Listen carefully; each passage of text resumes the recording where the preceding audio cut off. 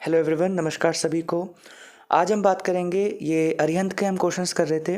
तो Arihant class 12th accountancy में हमारी ये जो बुक है अरिहंत की टर्म 1 के लिए, तो इसमें हम फंडामेंटल्स ऑफ पार्टनरशिप जो हमारा लेसन है उसमें हम क्वेश्चंस कर रहे हैं एक के बाद एक अरिहंत के। तो हम क्वेश्चन 2 करते हैं अब, ठीक है।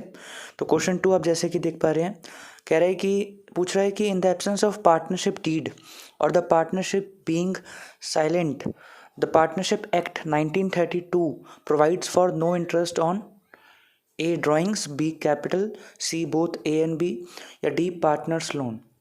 तो देखिए इसका आंसर तो देखिए होगा C, both A and B, क्योंकि सिंपल सी बात है, हमें पता है कि पार्टनरशिप डीड मेन अग्रीमेंट होता है जिसको देख देख के जो है हम अकाउंटिंग करते हैं मेनली। लेकिन हाँ, अगर पार्टनरशिप डीड नहीं है या किसी मुद्दे पे पार्टनरशिप डीड जो है साइलेंट है, यानी कि उस मुद्दे से रिलेटेड पार्टनरशिप डीड में कुछ लिखा नहीं है, तो फिर हम बीच में इंटरफेरेंस कौन करता है? बीच में इंटरफेयर करता है फिर इंडियन पार्टनरशिप एक्ट 1932, और उसके अंदर जो भी प्रोविजंस होती हैं फिर हम उसको फॉलो करते हैं अकाउंटिंग कंप्लीट करने के लिए साल के अंत में, ठीक है। तो यहाँ पे सबसे पहले यानी कि हमें सीक्वेंस पता होना चाहिए कि पहले हम पार्टनरशिप डीड ही देखते हैं, लेकिन अगर वो नहीं है या मुद्दे पे साइलेंट है तो फिर हम उस मुद्दे को अकाउंटिंग ट्रीटमेंट उस पर क्या होनी चाहिए, उसके लिए हम इंडियन पार्टनरशिप एक्ट 1932 देखते हैं। और अब पूरे साल जो भी कैपिटल इन्वेस्टेड रही ओनर्स की यानी कि पार्टनर्स की, तो साल के अंत में फर्म जो है उनके उनके अपने अपने खाते में उनको इंटरेस्ट ऑन कैपिटल जो है दे सकती है।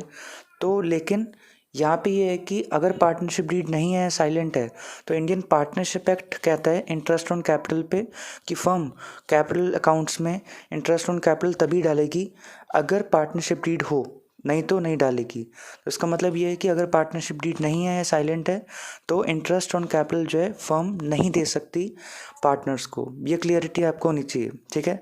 तो पार्टनरशिप डीड नहीं है, साइलेंट है, तो इंटरेस्ट ऑन कैपिटल जो है फर्म जो है पार्टनर्स को नहीं दे सकती, उनके कैपिटल अकाउंट में नहीं डाल सकती।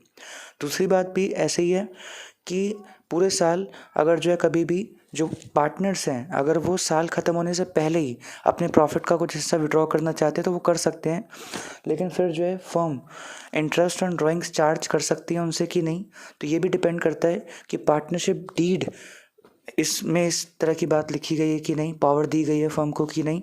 लेकिन अगर यहाँ पे जैसे क्वेश्चन कह रहा है कि पार्टनरशिप डीड साइलेंट है या नहीं है, तो इंटरेस्ट ऑन ड्राइंग्स भी एक ऐसी आइटम है जो कि चार्ज नहीं करी जाएगी। तो इंटरेस्ट ऑन कैपिटल का मिलना पार्टनर्स को या इंटरेस्ट ऑन ड्राइंग्स का मिलना फर्म को, ये दोनों चीज़ें डिपेंड करती हैं कि पहले वो चीज़ जो है पार्टनरशिप डीड में लिखी होनी चाहिए कि हाँ ये हम अलाउ कर रहे हैं। लेकिन क्योंकि क्वेश्चन कह रहा है कि जो है द पार्टनरशिप जो डीड है वो नहीं है या साइलेंट है, तो इसलिए पार्टनरशिप एक्ट 1932 कहता है कि ना ही इंटरेस्ट ऑन ड्राइंग्स और ना ही इंटरेस्ट ऑन कैपिटल, इन दोनों का ही किसी भी तरह का लेन देन नहीं होगा। तो ये इसलिए इसका आंसर होगा 2 का होगा आंसर हमारा सी, बोथ ए एंड बी। ना ही इंटरेस्ट ऑन ड्राइंग्स का लेन देन होगा और ना ही इंटरेस्ट ऑन कैपिटल का।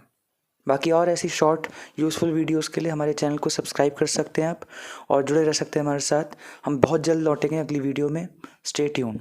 Thank you.